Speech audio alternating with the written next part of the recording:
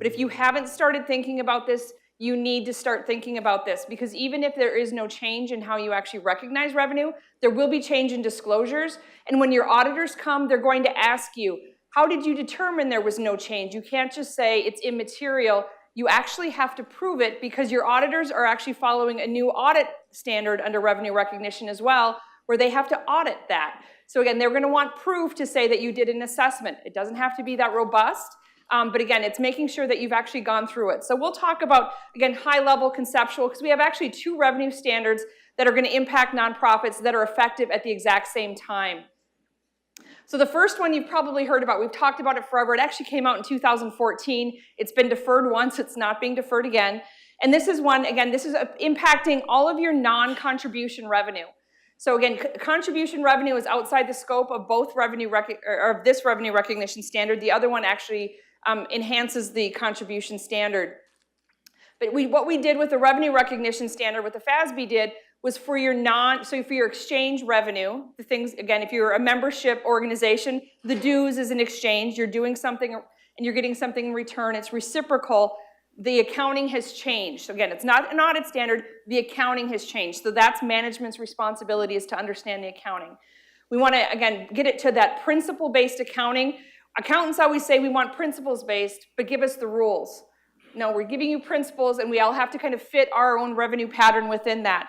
There are 5 steps to apply that core principle. Again, it's recognizing revenue, again, when it is after the transfer of promised goods or services in an amount that reflects the consideration to the entity expects to be entitled in exchange for those goods and services, right? Somebody pays us, we give them what they want. Very easy to do.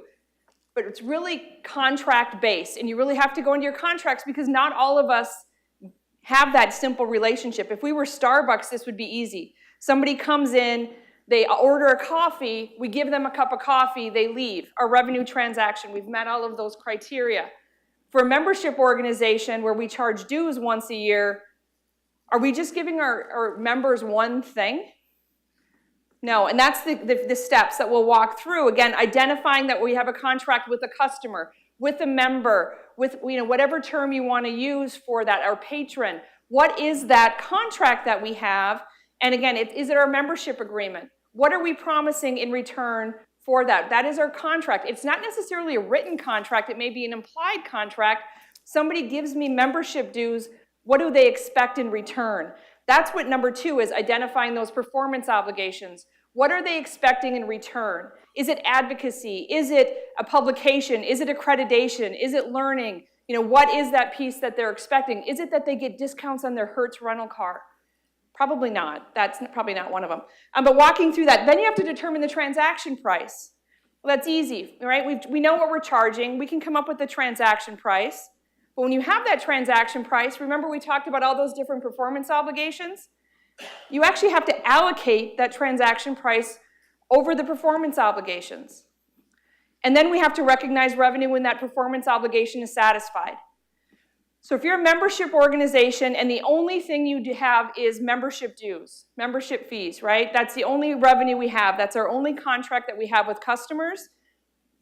And our membership dues actually go on our fiscal year. So for a calendar year end, our membership dues time period it's from January to December 31st. You may not have a material impact outside of the disclosures from this standard.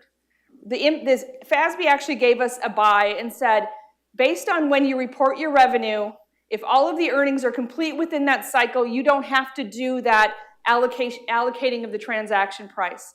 Because if all of your revenue and all of your performance obligations are satisfied within your fiscal year, and you're only reporting GAAP financial statements once a year, which is typically what we do, right, as nonprofit organizations, even our quarterly financial statements are maybe not full GAAP, we can get by with that. But if you have any revenue that's going over your fiscal year end, that's where you really need to step back and consider, am I accounting for it correctly?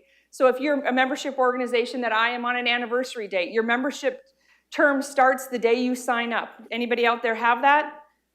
That's where you need to think about that. You may be saying, well, I've done this in the past. I just did deferred revenue. I would just amortize their revenue over 12 months. That works, assuming all of your performance obligations are earned ratably over the course of the year. But are some of those performance obligations really tied to a point in time? Is a portion of my membership dues allocated to the annual conference? When is that conference? You know, are they paying ahead of time, so now I need to defer differently than just, again, that straight line that we've maybe done in the past? So that's, again, the steps to the core principle. The major changes in this guidance, again, everything is tied back to the contract. What are the different types of revenue that I have?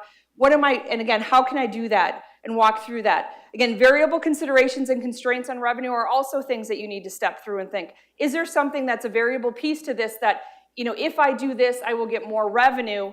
If so, the revenue cycle may change. Licenses, we'll talk about that a little bit later. Recognition and membership guidance, it applies to transfers and sales of non-financial assets. This actually brings in, if you're selling your building, there used to be different gap, it now falls under this gap. It really comes down, though, for most of our nonprofits to the disclosures.